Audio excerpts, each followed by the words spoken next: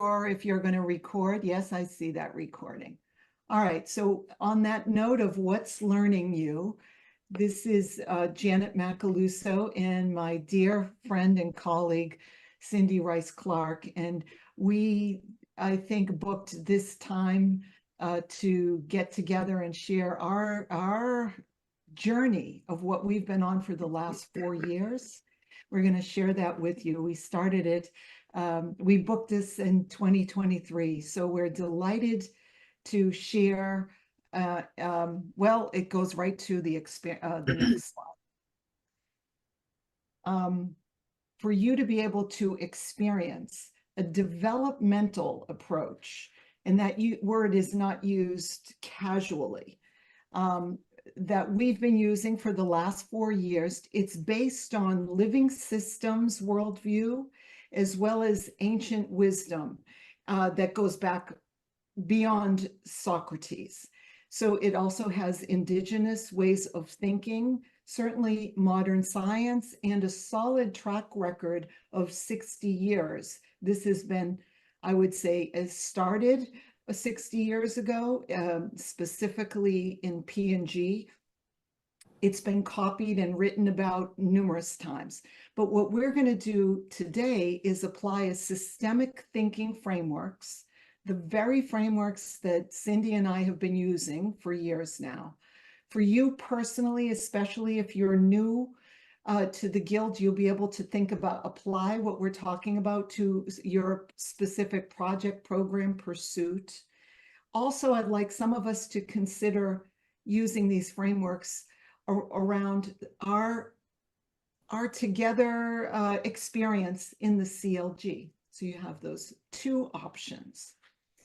But I'm Janet Macaluso. I've been doing this type of approach now. I've been learning it for 6 years and applying it with Cindy for the last 4. This is a refresher for the last session in case you weren't there. The whole methodology of the developmental approach is based on a Harvard multidisciplinary study of 13 years, where they took the most incorrigible cases, like people who were in prison or had drug addiction or alcoholism. And they went through this methodology. I'm going to read it here. And as I say that, I'm then going to turn it over to Cindy, who has experienced it with herself and her organization. But I made it into something more memorable for me, calling it the ABCD effective change.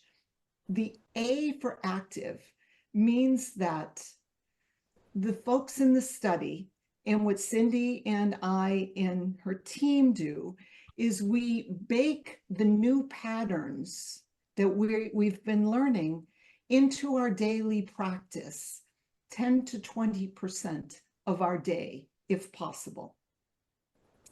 Then the B for blending is we're looking at whole being development, not just the brain, not just filling our toolkit up with more knowledge and more stuff. There was certainly a structural or functional process, but we also work on the state of being and also regenerating will. Will is motivation, and motivation vacillates very quickly or easily. So there's something about the C for cadence, that we come back together on a regular rhythm to regenerate our consciousness, our learning, to go back to the well on a regular cadence. Otherwise, the will deflates and collapses. And the research showed that the duration of true organizational change takes 3 to 7 years. Now, Cindy will attest that there's already been changes happening, but permanent, lasting organizational cultural change is an investment.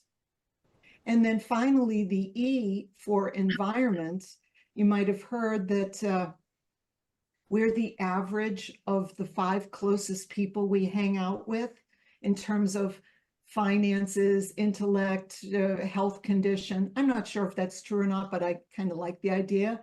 So are we hanging out with people who are also going through this on the journey of developing and regenerating ourselves? And the other thing around environment is having a change agent, in this case it was me, who has been on the same path, but just a tiny bit ahead. That's how Alcoholics Anonymous was founded, or Weight Watchers, because then they're able to reframe and catch you when you maybe collapse, because they've been there themselves.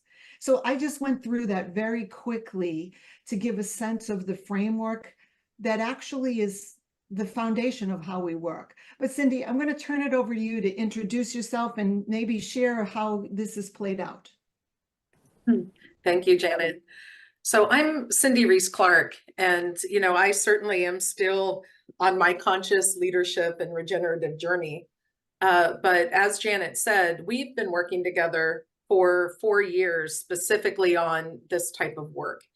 And my profession, I lead our commercial organization, which is our sales, marketing, customer service organization, product management at a company called West Pharmaceutical Services. And when we started this journey, it was right in the heart of COVID. And, the company that I work for, you probably know West, but have never even realized it. But we provide a lot of the containment for injectable drugs. So if you've ever had a vaccine, used a syringe, or ever had to have an infusion, West.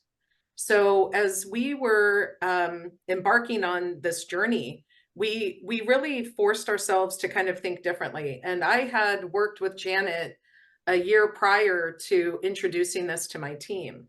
But if I look at this framework, this is exactly the change journey that we started. And when I think about the intensity, we deliberately put forth whether it was like through quarterly retreats where we would spend multiple days either virtually when it started virtually, but then obviously as COVID started to kind of shift and we were able to be more had direct engagement, we shifted that to more face-to-face. But it was around like the cadence, the intensity, the duration, and the focus. And, we were introduced to a lot of different elements, but always around like keeping the whole in mind, understanding the energy that we brought to our work, the energy we brought to our teams, because that was very important because there was just so much uncertainty.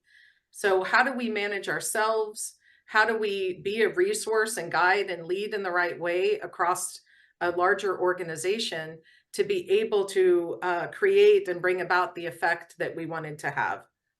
And we are still on this journey. We're 4 years, 3 years into it as an organization, and we are starting to see our efforts and our pursuits kind of come to fruition, which is fascinating. And it's really about a shift in a bigger organization. But we started with myself and the leadership team, and now, we're now sponsors to other parts of our organization, and we're the sponsors to our own teams further into the organization in this developmental process. And it's a lot about, it's Socratic questioning. It's understanding really on a much bigger scale, the source of our thinking, the source of our energy, as to what are we trying to achieve as a business, but really more so, really about what do we want to achieve on behalf of our customers and the patients we serve. Beautiful. Thank you so much. Great. And Cindy, keep bringing in your war stories all along the way as we share this. So thank you so much.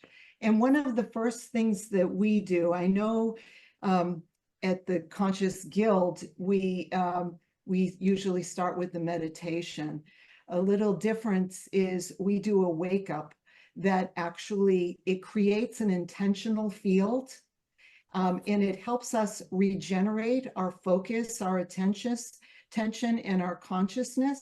So we're about to, right now, I'm going to introduce a wake up exercise. I will ask you all, if you have a sheet of paper, please bring that out. We're going to think on paper, at least for a few minutes anyway. And what we're going to do to start is I'm going to introduce this framework. It's an ancient framework. It's universal, really, that in any type of process or event in the world, you certainly see this, let's say, in movies, where there's some type of activating energy. And then there's also a restraint. By the way, we see this in politics, black and white, Republican, Democrat, back and forth. But also there's something that, an energy that can reconcile, that is above and beyond. It's not cutting the baby in the Bible sense of compromise. It's coming to something totally different. So what that is, and welcome, Deborah, she just joined now, the universal law of three, a little bit more information, and then you're going to apply it. But this activating force on the left-hand side, it initiates some type of action or change. It drives something into being, and it represents creativity, that creative impulse. Now, on the right-hand side, always when there's something activating, there's always a restraining force. It's not always bad necessarily, but it opposes or denies or diminishes. You know, it's like the boy meets girl, but then daddy says no. There you go with the movie. There's some restraint. So there's some inertia, something that is inhibiting it. I always thought when I first learned this framework, oh, you're like a buzzkill. This restraining force is like slowing me down. But over time, I see the value. The restraining force actually governs, and it refines, it balances somehow. Let's say, like, I don't have, here's my phone. Let's say someone wanted to create an iPhone, but then the restraining was it had to have these limitations, this size, these amount of chips, whatever. There's some type of governing guardrails. So that's the restraining energy. And if you don't have a reconciling, you just go back and forth. So the reconciling energy, it harmonizes around core issues. It integrates, but it also lifts up beyond current existence. So it creates a new state or a new result. Kind of joking, I say Yoda energy or the bumper sticker. What would Jesus do, or what would Obama do? Sometimes that type of energy helps you think about the reconciling. And although this is an ancient framework, you can see this play out. The couple of business examples. If you all know Post-it notes, well, the activating force there was they were created, but the restraining was they weren't sticky enough. But then a whole new category reconciled that. The same thing with Airbnb as an example, where folks wanted a hotel, but they couldn't afford one, or there weren't enough. And then there was a reconciling force for that as well. So these energies play out all the time. Now, here's your application. But what I want you to think about is either have two sides of your book, if you have a book, left and right, or just put a page down the middle, a line down the middle. And the questions we're going to ask, put your responses on the left side and on the right-hand side, because our intention is to regenerate our consciousness and our thinking, is to also become aware on the right-hand side, make note of any judgments, any comparisons. Oh, I know this. She said tomato, I call it tomato. It's just like this. And what I'm asking you when you answer these questions is to regenerate your mind by listening for what's new.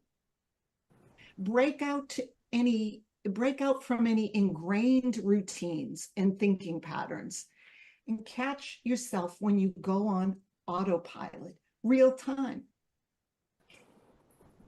This is what's the very same exercises Cindy and her team have done numerous times. So here's the questions we're going to ask. When you consider the potential life-affirming effects on the world, either from your own personal project, program, your own work, especially for the new folks who don't know the CLG, choose that one. But you also might consider, what are the potential life-affirming effects on the world from the CLG? Keep that in mind. And now use the law of three. What excites, energizes, and engages you? That's the activating energy. What challenges, opposes, questions, or refines or diminishes that energy? I'm going to give you time. I'm just reading them now. And then the third energy, the third force. What would harmonize or integrate or lift up and focus and clarify both energies to something above and beyond the two opposing? So I think for just keeping pace, let's keep the whole, we won't do a breakout as much as I love that. Let's just give a couple of moments, a few minutes of silent reflection. I'll be quiet. If you have questions, ask them now. Otherwise, go ahead and write for a couple of minutes. And by the way, if this helps, I have that backup. So you just let me know what helps.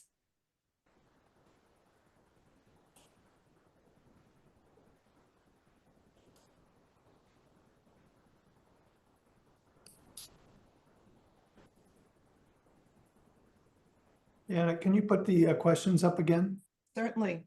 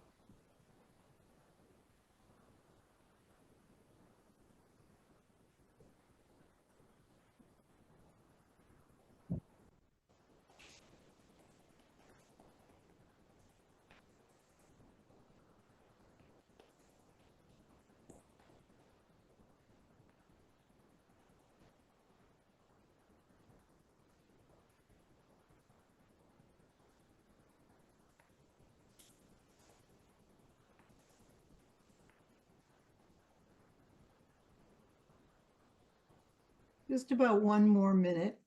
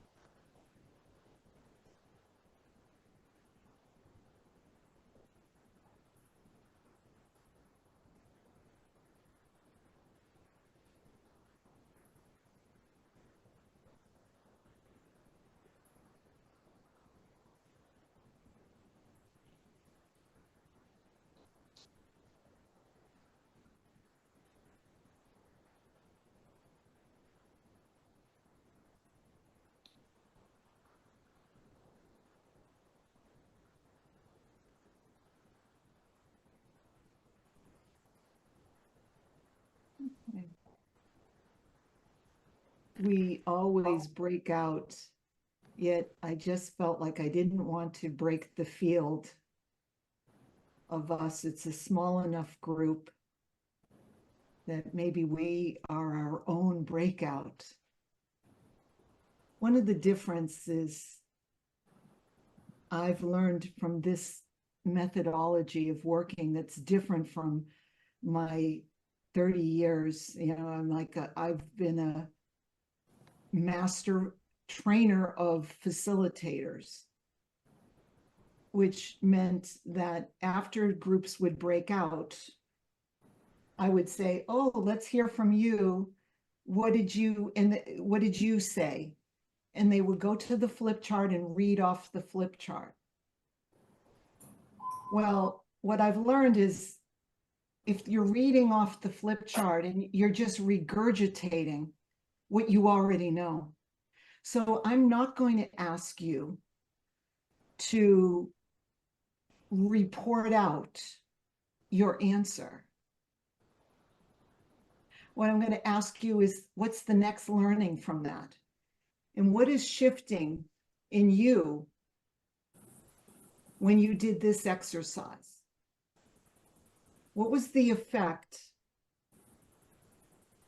that it had on you just stopping and doing this? And if you remember, maybe from last time, if this helps, when I talked about every gap in performance was a gap in ability, and I talked about will, being, and function.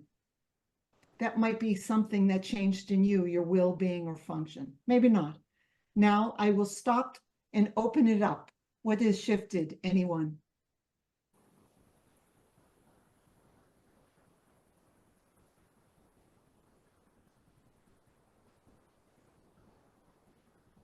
I'll start, Janet. Is 10 seconds on what I was focusing on. Two friends who may need to go into assisted living. I found a facility, but they still have some renovations to finish. I want to make sure that my friends go there, they're going to have a good experience. So I saw the push-pull. What shifted in me was to tune back simply the energy that's going on there, rather than trying to think it through. And to feel, is this really a right direction? Do the energies do they actually harmonize together? Or is this not a good fit? And so it was more an energetic shifting rather than trying to think or even feel it through for me. So thank you. Thank you.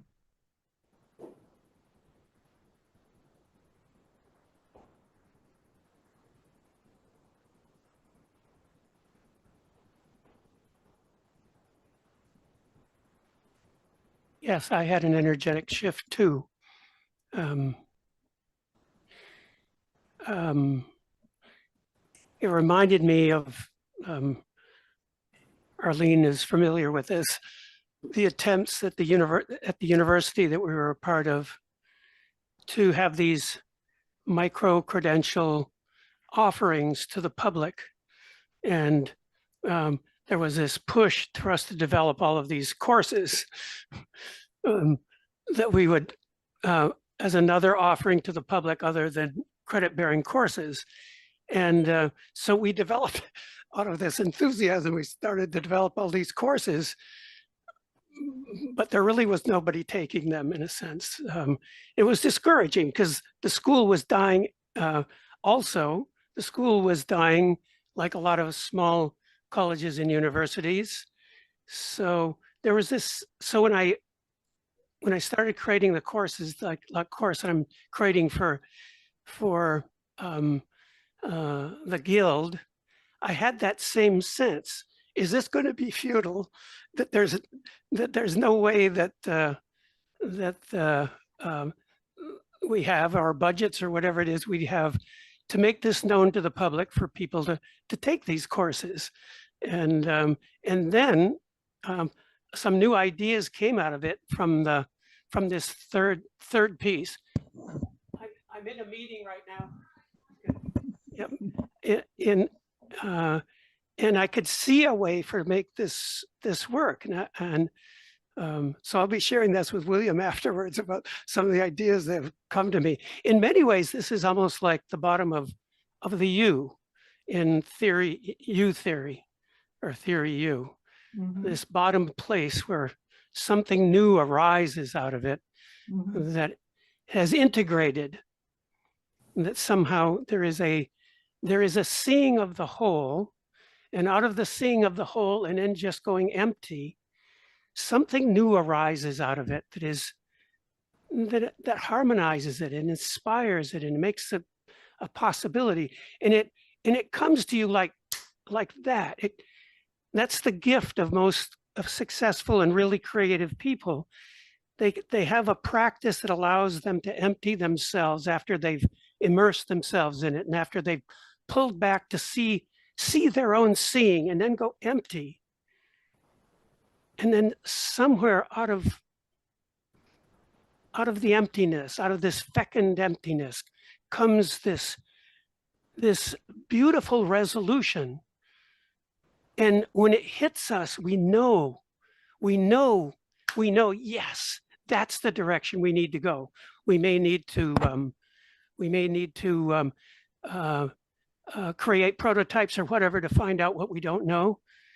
But there's something that knows, and we can also communicate it to others in a way that they get it too.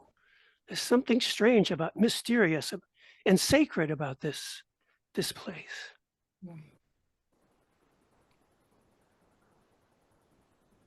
I'm going to ask, just because the two, William and Rick, those examples, but I'm betting most everyone, whatever you thought about, when Cindy talks about paradigm, I want you to assess where your thing, whatever it was, is on the levels of paradigm, because that's two of them. I've already done that for you. Yeah. Thank you. One more thought. Wow, Janet, Craig, you're going to go? You go. Well, I was going to ask if Arlene or Kimberly or Dana wanted to go, and if none of them did, I was going to offer something. Thank you. Thank you for saying what I should have said.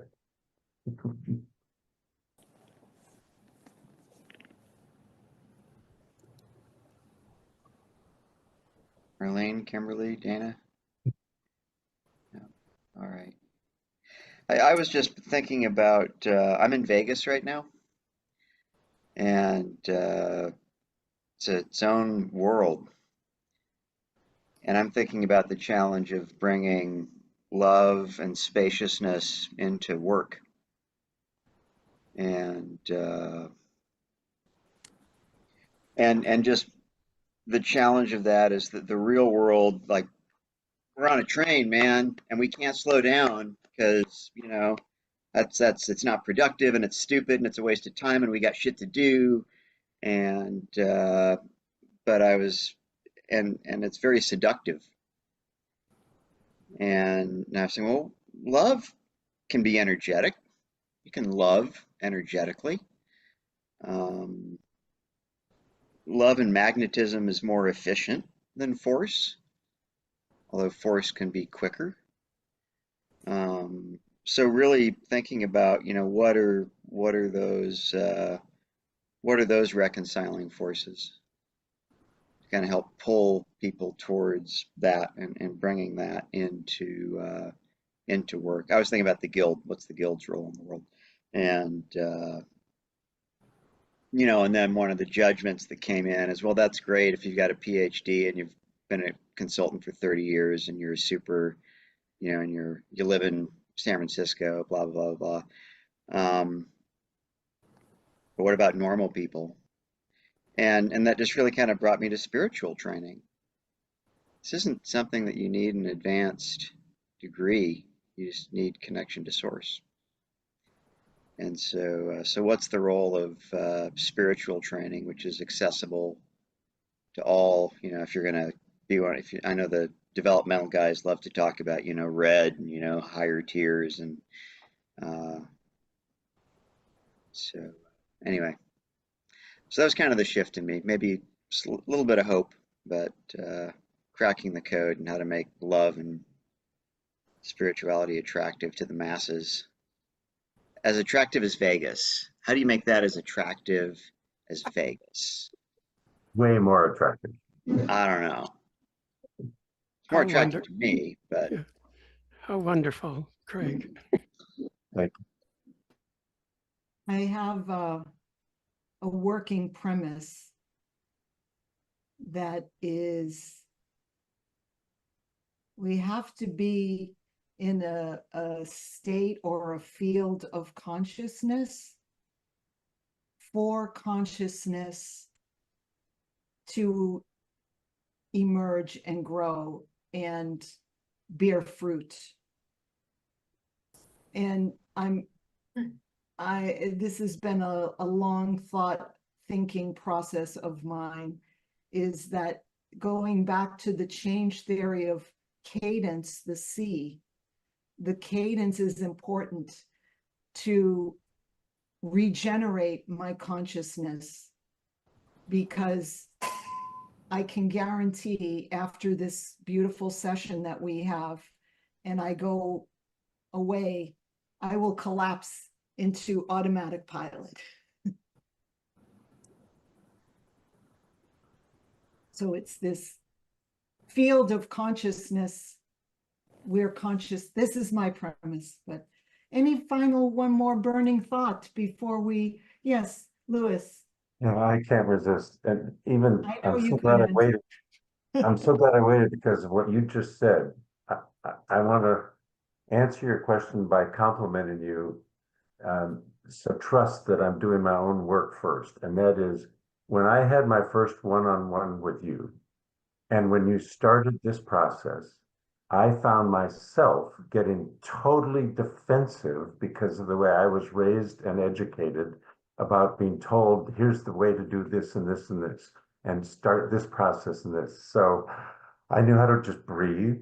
And just like in our first one-on-one, something's going to come out of this. And just that exercise opened me up to something I had never so simply felt. And then when you say, oh, I had to go through a thinking process to do this, and then A, B, C, I go, what? However, you got me. You got me just with that exercise so wonderfully that I have huge respect for how you think and how you get to the being so well with your exercise. I'm in fact going to use it 1 week from today in my belonging session, either with you or without you, as you wish, because it's a wonderful exercise, as wonderful as anything I've used in decades. Thank you. You're welcome. And a note of caution. There's thousands of these frameworks, and given my experience, and yours is similar, I fell in love with them and then thought, I'm going to go do it. And they fall flat because there's an energetic presence that needs to be with that. Otherwise, it's all, if you remember will, being, and function, it's all functional. And there's enough function. I don't think the Guild needs to offer more functional skills. So that's my note of caution. With that, moving on, keep your thinking, your project or the CLG in mind. We're going to talk about paradigms. And so there's this invisible force through which I'm seeing the world. It started in sciences or certain domains, but if you think about how we educate, or how the field of medicine, there's traditional medicine and all different types of medicine, or how we manage and lead or parent our children. So all of these are paradigms, but what happens is we only see the elephant in this case through our own paradigm. And then we become paradigm blind. Like the rhino, we see the world and we don't realize we're seeing it through our own lens. My question to you is, are we deliberate about the source of the paradigm that is sourcing how we lead, design, manage, coach? Oh, so keep that in mind. And that's what we're going to be talking about, because you might say, oh, well, we're not in the industrial age anymore with Time in Motion, I Love Lucy, in the Candy Factory, all of that. We're not in this industrial world, but maybe it's just old wine in new bottles, where we're carbon copying generic offerings to distinct beings. Imagine your beloved child. Would you want your child to be slotted into a bell curve or a box? But that's what happens. So those are just a couple of examples, because I'm seeing the world through the paradigms and saying we are stuck in a paradigm that we're so used to, we don't see it anymore, but it's there. And so what we're going to do is these ancient frameworks can become very esoteric. So we always ask that you use a real specific concrete example. Don't make it theoretical. And I'm asking you to self-assess a real project, program, pursuit, could be the one you just chose, or the CLG. It could be current or past. It could be successful or room to grow. It doesn't matter. But just choose. It could be the same one you just chose, but something real. And I'm going to turn it over to Cindy, who knows this well. And I think she was seeing it this morning play out in one level. It's So in real life. okay, here we go then, Cindy. Here we go. So as Janet said, just keep in mind, because I want to premise this by saying that just because it's on an order of things doesn't mean it's bad, but it's about, are we conscious of it? Because it's very easy to live life on autopilot. And when you're thinking about just like, I'm just going to check the box and I just need to do certain things without kind of taking a step back and saying, well, what context, or how am I thinking about this, or how am I viewing it? You know, that's where I think the consciousness comes up. So if we're conscious about what our view of the world is, these things can be nested and they're not bad. But if this is kind of our natural mode of operating, it is about creating that awareness. And, I can speak for myself on this journey is once I saw these paradigms, there was an awakening. There's an awareness now that I can't unsee. And so hopefully this has the same, awakening in all of us during this session. But at the kind of the lowest level of paradigm is extract value. And when you think about that value return, it is competing or dominating human or non-human assets for our benefits. And I look at this in a couple of ways. When the team first started our journey with Janet, there was a lot of discussion around, this is my lane, right? I'm going to stay in my lane. I don't want to be able to, product management should do this or sales should do that. Or maybe Craig, even some of the comments that you just provided in your thoughts that you shared. When you kind of look at the world as extract value, this is where we're not really necessarily thinking about the effect that we're having on the choices that we make, because we're thinking about what is it doing for me right now? And what can those effects be? It could be disengagement of teams.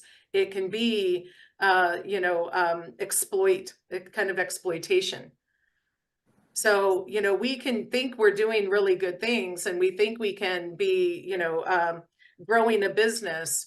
And because we are, growing a business and thinking we're creating and capturing value, the effect may be something like this in this picture, right?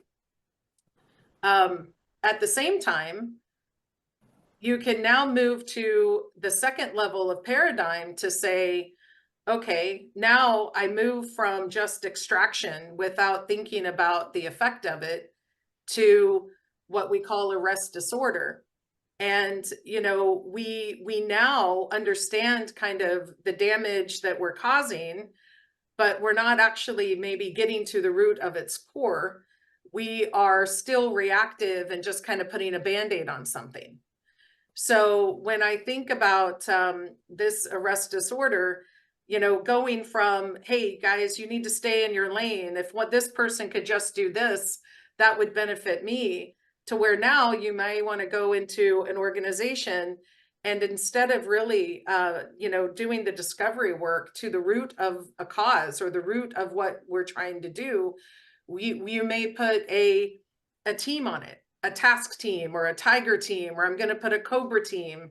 And, basically it's still fairly reactive.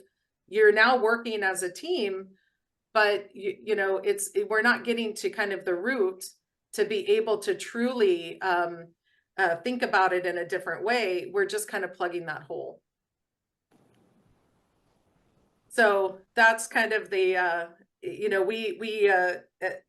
can tell you by experience, when we were trying to solve or engage and interact with clients, sometimes it was just, we just got to put out this fire because we're too busy, right? It's almost like you're too busy, and people can be very busy, but are you really driving where you want to go? So it's kind of keeping that in the forefront. At the next, what was the line I heard numerous times? Like, we love a good crisis. We love a good crisis. We love a good crisis to bring us together, right? Like we love a good urgent thing that brings the teams together, because that became the purpose, is the fire we're putting out versus the direction that we're going as an organization, or what are we trying to achieve on behalf of our clients. It was more, our purpose was to go from one burning issue to the next burning issue, right? And that's how we were coming together.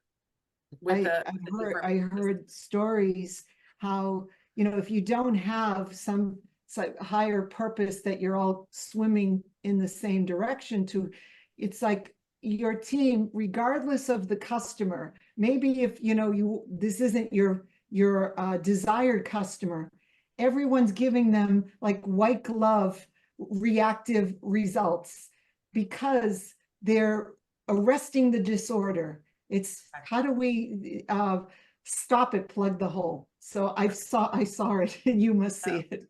I think you saw it this morning too, didn't Yes. you? Yeah, it's true. So on our third level is do good.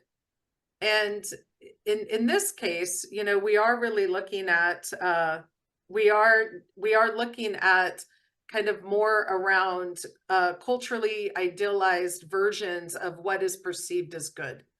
And I think most of us have heard of gurus or, you know, benchmarks, right? I can tell you, like, if, you know, there was a time that if you didn't mention Gartner or McKinsey or one of the other big consulting firms, it wasn't kind of perceived as best practice or good.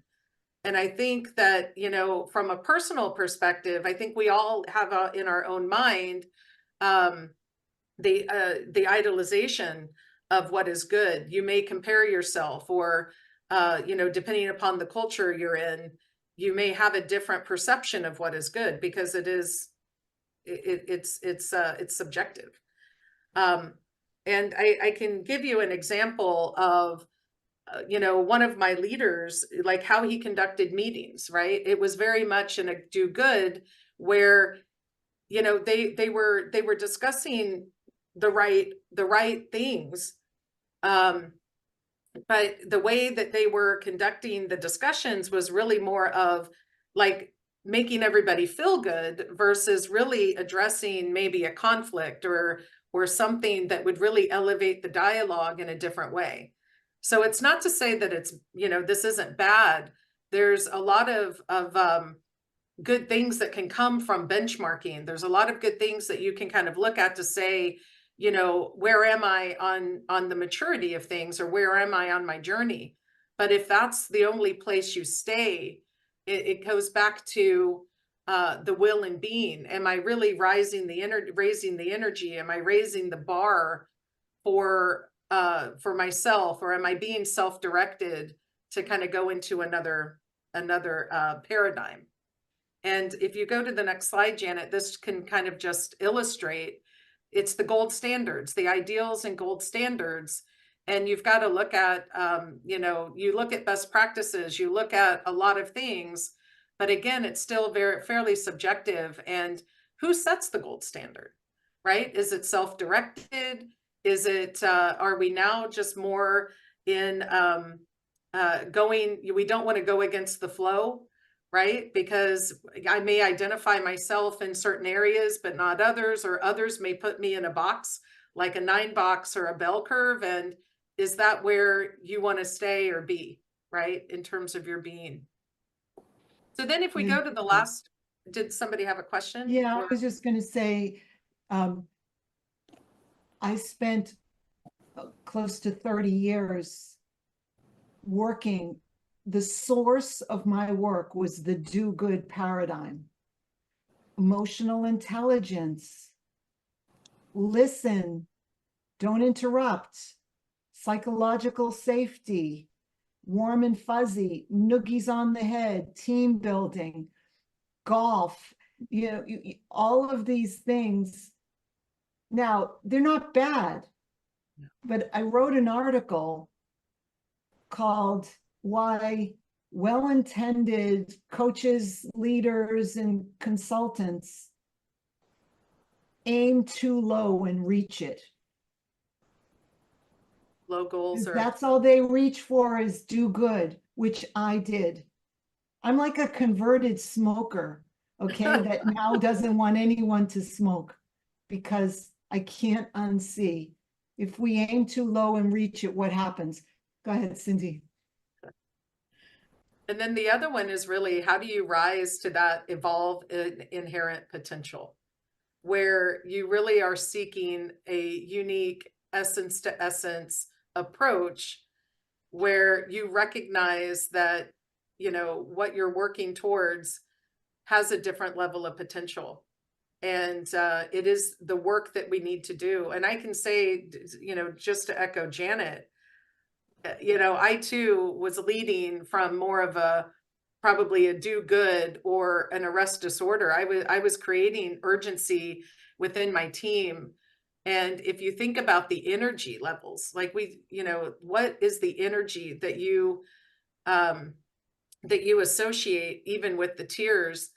You know, when you create as a leader or when you're trying to impact the world in a different way, the energy that you're creating, whether it's reactive or purposeful or, you know, vital or creative, that matters, because then it comes back to kind of what is sourcing the energy, what's sourcing your will, your motivation, your being state. And you know, had we not gone through this work and we had not gone through these frameworks, you know, are we at Evolve Inherent Potential in every meeting, at every gathering? I'm going to say no, we're not. But when we think about our customers and what do we want to bring forward in the world as a team, that is what we're striving for. And so how we use these levels of paradigms, if you go to the next slide, is we ask ourselves, you know, are we coming from a space of existence, or are we really driving to our potential? Are we reacting to something, or are we being proactive in how we're thinking, how we're managing our being and our will to drive where we want to go and what we want to bring about? And we use this in how we think about innovation. We use this in how we prepare and have discussions with our customers, because what are they trying to achieve when they bring a new medicine to the world? What role do we play in that? And it just gets us thinking very differently on behalf of others. I use it even within my family. I'll sit back and say, okay, how did I come across there? What level did I start from? And I just want to state that these aren't bad. I think what I've learned and what I think through a lot is it's about the consciousness, because even at the lowest extract value, people wouldn't be in business. They've got to, you know, if you are working for a for-profit company, like, you know, you've got to extract some value or you wouldn't be in business, right? But it's about being conscious about what you are doing in the different levels. And if you're staying, or if your mode of operating is really only in one, like, what do you need to do in order to reconcile to a different level? And that's, to me, is what this brings in leadership and even how I engage differently with my teams. Yeah. Bill, I see your hand up. Yeah. So it would be helpful to me, excuse me, to have a better delineation between involve, inherent potential, and do good. I'm struggling to see where the demarcation line actions are. So one way of thinking, the do good, I believe, sources diversity and inclusion, affirmative action, sustainability. And what happens often, Bill, is that it becomes kind of like a source of colonialism. It's like, I'm the one who's telling you what it should look like, as an example. And you know, there's a lot of do good. There's a lot of good in do good. It's above the line. So don't get me wrong. I'm trying to give you the different, the question you're asking is exactly the skill that we build, is that create discernment on the subtle nuances so that each team a person knows. So it's really about an example. When I first started with Cindy, they used to talk about their leadership team, her group of vice presidents. That's what they talked about. Then they moved the conversation up to start talking about West as a multi-thousand person organization. It was the whole company as a whole. Living Systems looks at the whole. Then over time, I've heard Cindy and others talk about the medical device industry. They're not following the best practices of what's out there. They want to disrupt the industry to make it more accessible and affordable. And that is like the totally different kind of blue sky thinking that is needed, because they love their people and know their people so well. And how can they not just sell their product, this medical device, but where does their offering fit into their customer, B2B, their customer's value-adding process, so that they're increasing the ableness of their customer, not just saying, you asked for this order, here it is, on time, at the price you asked. We've increased your ableness. Cindy, any thoughts on that? No, I would just say that, Bill, from that nuance of do good, I do think it's, I can give an example, and I'll use sustainability as an example because I think it is a hot topic for a lot of people. And we can use sustainability and go through the different layers. But when I think of do good, you can, the difference in my mind is we recycle, we want to really eliminate waste in our manufacturing. To shift it from do good to evolve inherent potential, like do good is like, we want to be recognized as one of the top 20 businesses on a standard, and we have different standards, but can we do more, right? So there's, Europe is wanting certain things by 2030, others are wanting certain things by 2030. And we're looking at that as like, some people can greenwash, right? You buy green credits, you can tap into an energy. Well, that's not bad, right? But I think the difference is, if you really move to evolve inherent potential, the conversations we're having now are, how do we truly build products and use packaging that everything can be reusable or reusable, recyclable? What are we doing in terms of what energy we're using, not buying into it, but like really walking the walk of, is everything, do we have a goal to use renewable energy in all of our factories? So that way we're not just looking at it from a carbon neutral, but truly thinking about it in a different way that makes a real true impact on the environment. That would be maybe a nuance that how we think about the difference, because it's not bad, right? Do good isn't bad.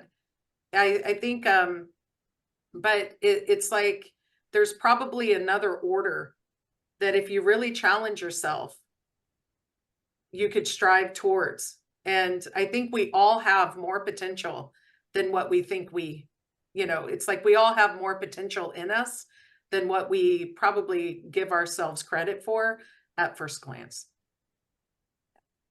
Thank you. William.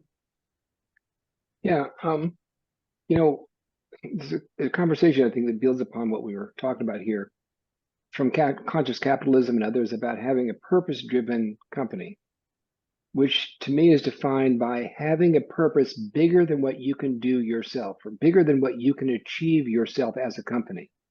Mm-hmm. For example, Patagonia says, our purpose as a company is to save the planet. Mm-hmm. Yes. It's not something you're going to achieve by yourself.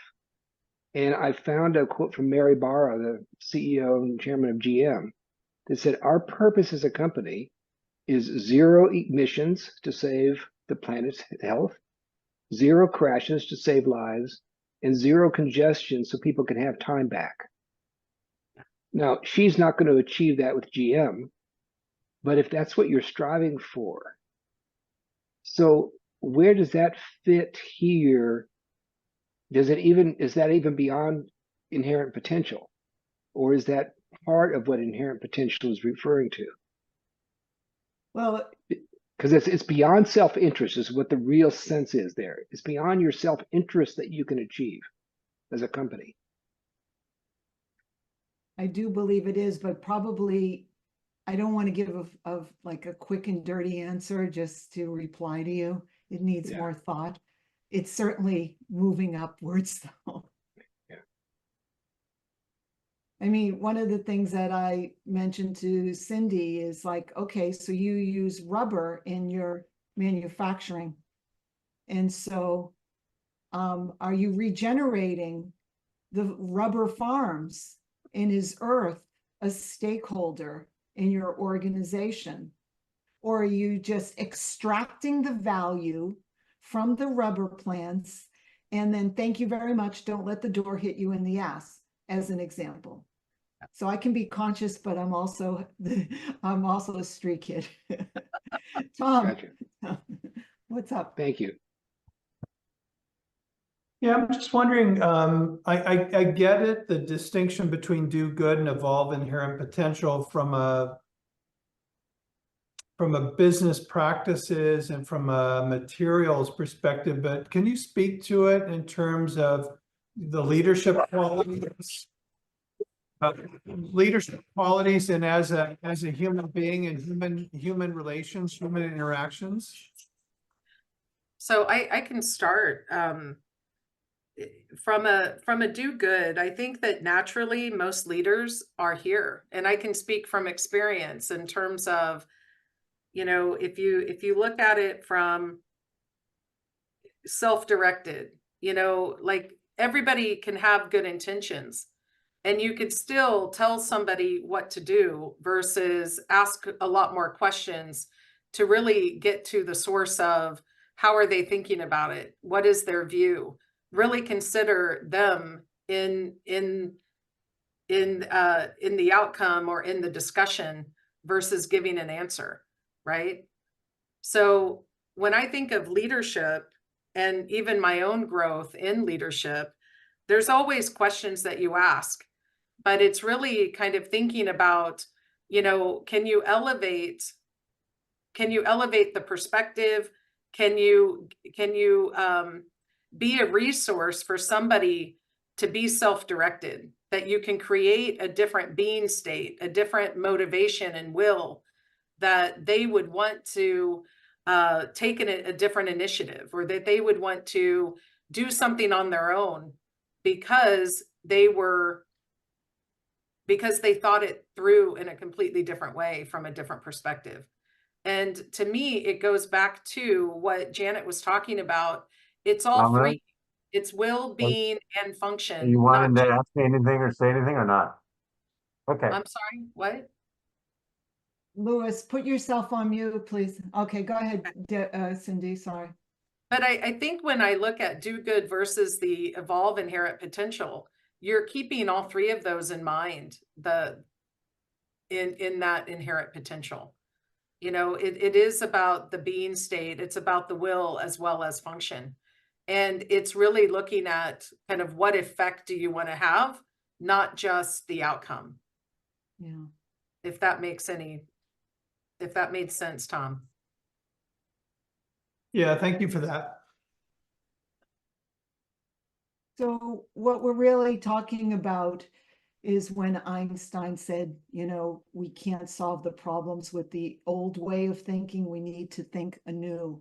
So what I'd like you to do is to think about a different direction using this on your work that you have been thinking about. So if you go and assess your project, your program, and it could be a learning leadership program, by the way, or the Conscious Leadership Guild, and you know, the topics we talk about, the work we do, what's the dominant paradigm that is sourcing the design or the process, the activities, the focus?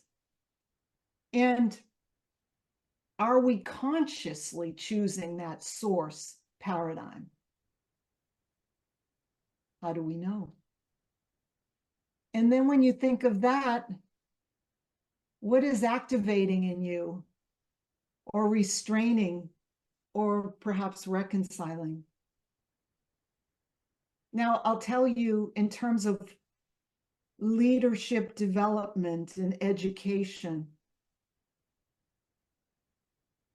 I would often give all the best practices, and this is what you're supposed to say and do. And it was an expert model. This developmental that is different from, I think it was Craig who talked about color. This is far different from that. Not far different. They have the same word, developmental. But what we're focusing on is increasing the ableness of the people we're working with so that they can think differently. Their state of being is more imperturbable, and their will. I remember there's this wonderful teddy bear on Cindy's team. Everyone loves him. And how he's changed now, where he goes, no more Mr. Nice Guy. Well, the guy just exudes Mr. Nice Guy. That's not changing.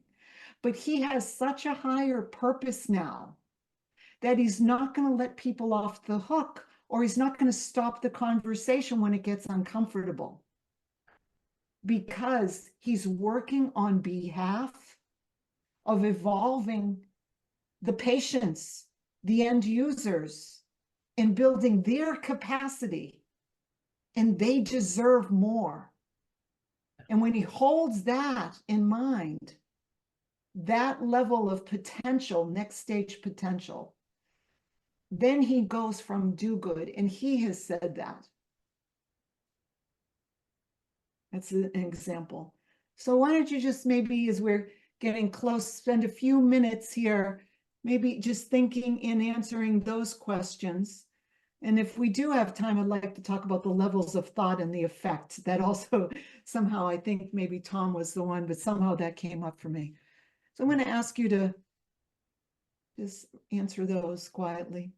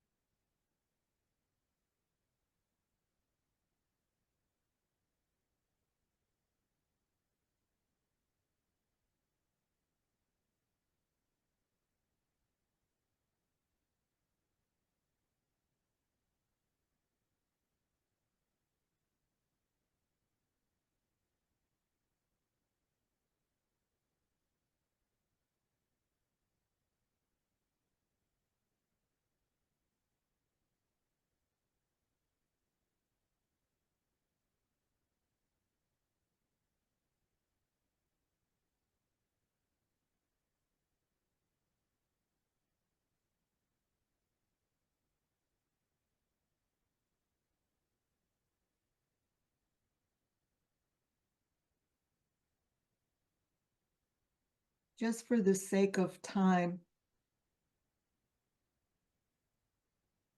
let's maybe bring it back together. Or do you want some more time? It's yours. I see you all writing. I'll give you another minute. Go ahead.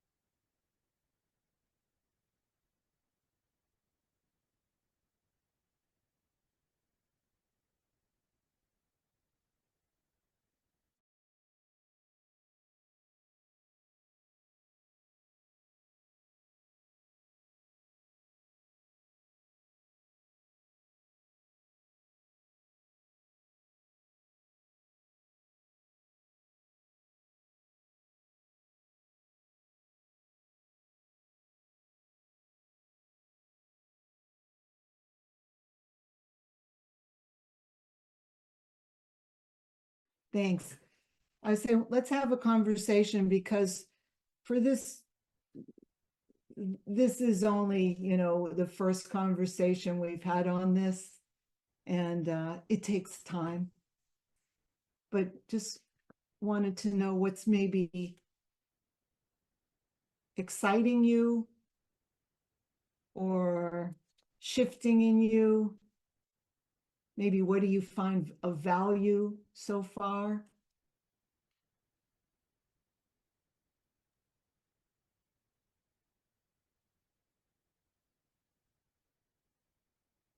I think I love the presentation, but the most impressive thing is that there's a New York Stock Exchange traded company with over 5,000 employees that is actually practicing this. That's, to me, I wouldn't have bet $1 on that. So, Cindy, congrats. Comes from leadership.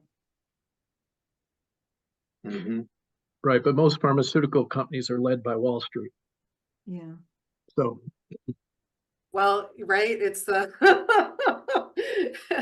it's the constant restraint and activating that we're looking at, obviously, because like that is still a stakeholder, but the conversations we're having is if all companies, if all they are looking at is focused on the value of it and how do you continue growth? Well, if you grow and grow and grow and grow, at what cost and what are the repercussions of that and the effects? So I think, Bill, you and I have had this conversation before. How do you redefine success in companies? On what time horizon? Because if it's it's earnings seasons, right? We just came out of earnings last week and we're in a bit of a rest disorder right now around like the sense of urgency in the back half of the year. And it's not to say that we're always at the top, right? I mean, but there's a cognition that it's where we are and how do we actually build capability and what role do we play as leaders for all of our 10,000 employees versus a few, no, it's refreshing. It's great. Some others on this call that know more about healthcare than I do sort of led me to not expect great things from the healthcare sector. So it's nice to have this shining example of the striving, because that's all you can do, right? We all live in a world of constraints. I mean, you can't be a company of your size and not be publicly traded. I suppose you could be, but so yeah. So I'm going to go to William next. I just wanted to say some things that I kind of forgot about was I see do good as a portal to the next one. So it's not saying you don't need it. Let's not aim there and reach it because there's another level. And the other thing that I think I forgot to talk about was with evolve potential, we're always talking about the whole system, not my piecemeal department or my fragmented project. It's the whole, and the system includes the customer and even the end users. Always, we're always looking, who are we forgetting? So I wanted to add that. William. Yeah, two insights I have here. One is if I look at this as like a nested system where extract value is the kind of least expanded consciousness, expand it to arrest disorder, expand it more to do good, expand it more to evolve potential. That means you can be operating from evolving potential and be consciously doing good, arresting disorder, and extracting value at the same time, but you're holding it in a larger space. Yes. It's kind of like you can hold non-duality, and duality is a small piece of what the non-duality can hold. The other thing I can see here is that the activating, restraining, reconciling, I had a chuckle about choosing a source paradigm, and I capitalized the word S, choosing a source paradigm. And I see that the reconciling is the source, capital S source. Yes. It's like when we as personalities feel like we're activating and something's restraining us, that's at a personality level.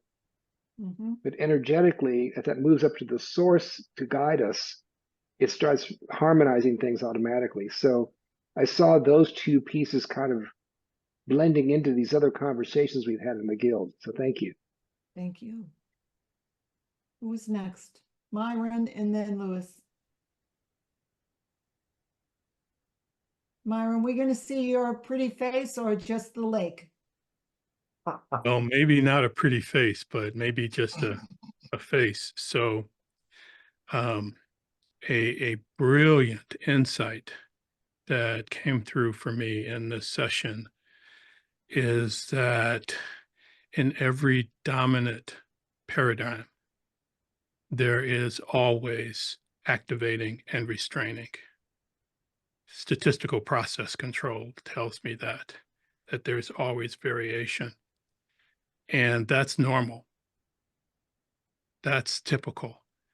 And to consider the activating and constraining as something special really distracts from the inherent the inherent potential, which is completely different than either one of those or both of them. It is its own realm, but then when it's engaged, then it brings in whatever else is going on.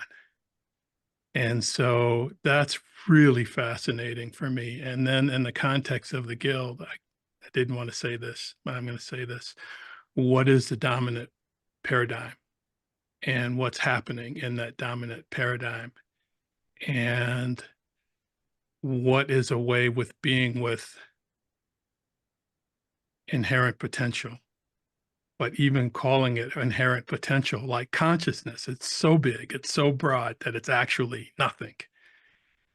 Inherent potential is the same way. It's so big, it's like, world peace, eliminating hunger. It's so big that I can think about it and feel good. And yet, that's really about me feeling good. What is it that I can do right now?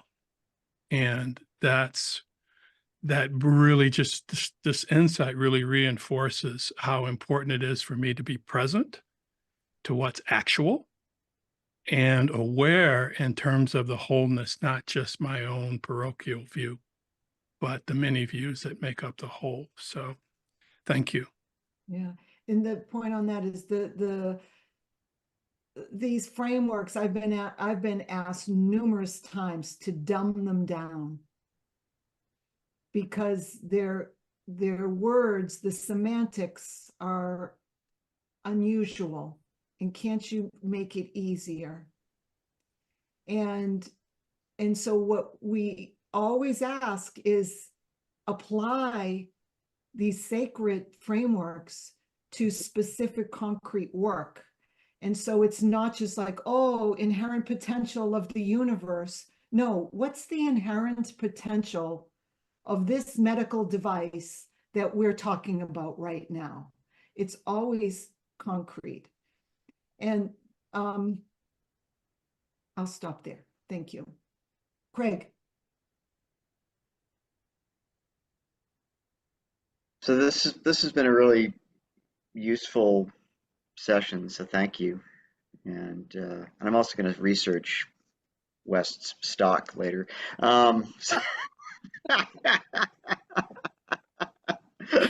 I'm really thinking about dominant paradigm. It's been on my mind because I'm working with another organization that I think of as a really conscious, indigenous, women-led organization, and I've been surprised by what I perceive as kind of fallback onto kind of dominant male, get shit done, throw some systems thinking methodology at it, and let's solve climate change or etc. Right?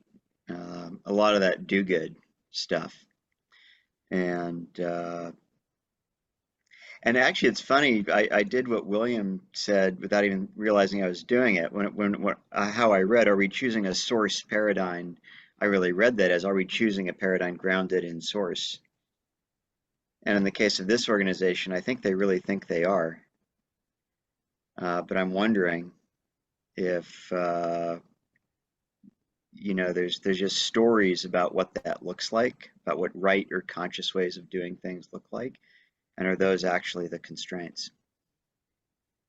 And so what I'm curious about is the quality of energy that we bring. And what does that do to inherent potential? Because what I think I'm seeing is people who actually really have a sincere practice, like real, and have connection to source, really have it. And then they default back to these ways of getting things done that we've always done. And so what I'm curious about is what I wrote down was, how does the quality of our energy impact outcomes?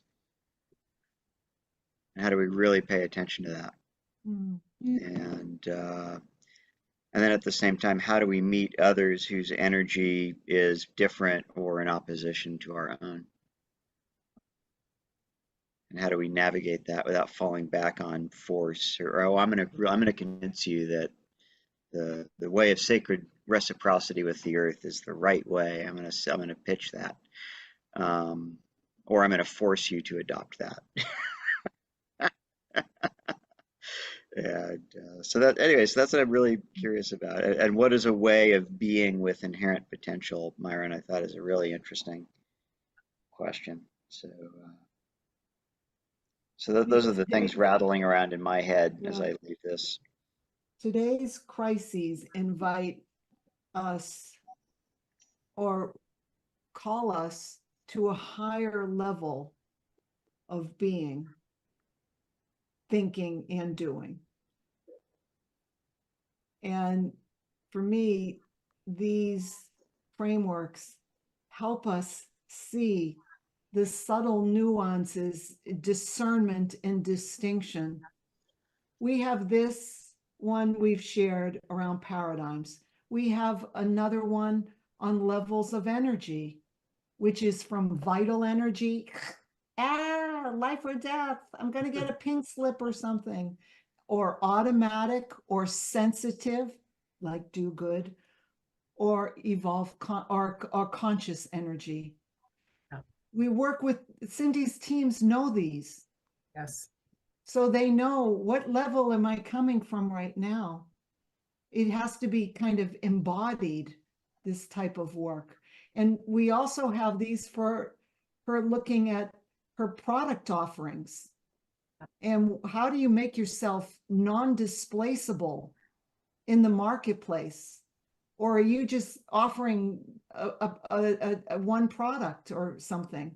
So she looks at her suite of products through the lens of non-displaceability. These are all levels of thinking, but it starts with yourself before you'd go to that, that thinking. Louis, go ahead. And then I realize we're running out of time. Yeah, Janet, I experienced this process and your facilitation of this process so enlightening that I really would like to experience 2 different full sessions that you facilitate on this. One, for those of us who are just trying to get better inside the guild with ourselves, developing our own consciousness more fully and in our circles. And I'd like to have another session for those of us, and I'm in each, who would like to use it to figure out how we as a guild, along with what everything William's suggesting and others, how we as a guild can offer things to the outside. The whole process I find so wonderful. I really would like to have a full session led by you to use it for each of those. Well, I'm gonna bear with me. I might go a few minutes over, but as thank you. You've given a great segue. I will offer this. This is my colleague Bill Reed. Bill Reed was like on the certifying board of LEED buildings, you know, like green buildings. And if you see he wrote about it and used this, and then someone took his framework and edited it. He told me he didn't like it. But if you see, there's conventional, green, sustainable, restorative, regenerative. And in this piece of work, they have the SDGs in the middle, do good. But what we're looking at, how do we get the whole system, the living systems? You will get this deck, by the way. So we'll make sure because I'm going very quickly. But that was next. So I wanted to show you, we're trying to move away from degenerative all the way to truly regenerative. And what does that mean? So very quickly, if you think about business, and we're often talking about as leaders, what are the results and the outcomes? And if we kind of re-engineer that, we see that those came from actions or inactions. I mentioned Cindy's teddy bear employee. He was a leader. He was doing inaction because he wanted to love his people so much. That creates a result. And those actions or inactions are sourced from our thinking, or what David Bohm would call is thoughting. He would question us, are you really thinking or just copying your thoughts? You know, I met a woman recently, and she doesn't know this work at all. She's in finance, and she goes, these leaders, they always want to hire. Did you do it before in another company? Oh, good. Come here and do it. I've done Workday change management in 4 different companies. I just changed the PowerPoint slide. Copy pasting. That's an example of thoughting. It's off the shelf. It's not looking at who are those beloveds and where are they aspiring to grow? How do I help their ableness? That requires this discernment and thinking that they deserve. It's not thoughting. And then from the thoughting, it's really thinking about, well, what are the subjects we pay attention to at the guild or at work? Are we over attending or under attending? And is it by choice or default? It just happens because that's how we always did it. That's how my boss did it. So I'm doing it the same way. And then there's the how. And what we're saying is that the power is upstream so that we can create the effects in the world. As an example, Cindy and I just had a conversation a while ago when you're thinking about Ozempic and these drugs that they're weight loss drugs. Well, that's making a lot of results in terms of money. But But what are the effects on the system? On young girls or whoever, you know, do we think about that or we stop here? And what we're really talking about, this evolved capacity or inherent potential, it's about the implicate order that David Bohm talked about. Something out there in the source that we want to create together with the source. It's not dealing with existence because we know how to get stuff done real good. So finally, and this is Lewis teed this up, is how do we evolve our potential? Not on our state of being, but on our becoming. Last time I talked, I said it's not cushy, it's not the flow. Becoming is not the Zen zone. So it would require a cadence of regular meetings and focusing on that. So I guess that was the invitation. If there is an appetite for more of this thinking, that is something that Cindy and I are willing to offer the Guild. So seeing some thumbs up, thank you, Bill. But if you'd like that, that's something because if we just do this once and done, we're not walking our talk. So reactions on that as I know we go over, but just final thoughts and then we'll say goodbye. Because that's it. Yeah, I'm excited by it. I think the fact that you're blending so effectively the theory with the practical application that Cindy and you experience this has been great, and I don't feel like we've reached the bottom of the well.